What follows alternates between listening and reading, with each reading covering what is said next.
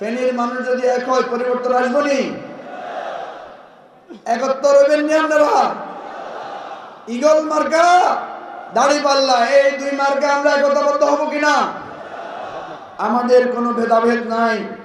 ফেনীর মানুষ যদি এক হয় আলো আসবেই। আমরা ঐক্যবদ্ধ বাংলাদেশ চাই, ঐক্যবদ্ধ ফেনী করতে চাই। একটা ওয়াদা আপনাদেরকে দিতে চাই,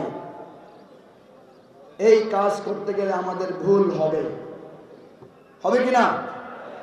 কিন্তু আমরা কি ভুলের মধ্যে থাকবো? আমরা ভুল ধরিয়ে দিলে আমরা নিজেদেরকে সংশোধন করব। এটাই আমাদের রাজনীতি।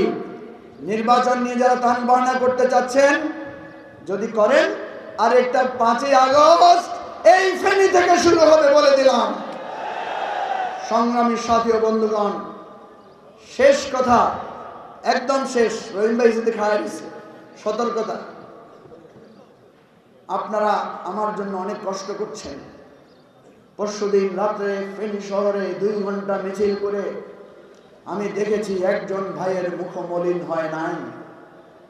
আমি ভাইদেরকে বোনদেরকে বলবো, ফ্যামিলিতে যদি 2টা সন্তান থাকে, একটা যদি ভালো স্বাস্থ্যবান সুন্দর হয়, আর একটা যদি একটু কালো হয়, একটু অটিস্টিক হয়, একটু প্রতিবন্ধী হয়, মা বাবা কার দিকে যত্ন বেশি নেয়?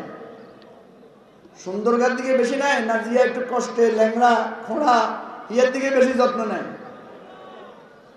জিয়া একটু অসুস্থ, ইয়ার যত্ন নেয় না? আপনারা এতদিন আপনাদের সুন্দর সুস্থ নূরের চেহারা লিয়াকত ভাইয়ের জন্য কষ্ট করছেন।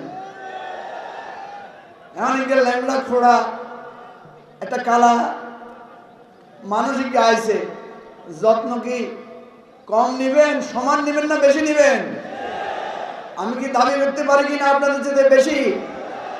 আগে যদি 2 ঘন্টা কাজ করতেন, এখন আধা ঘন্টা করবেন নাকি?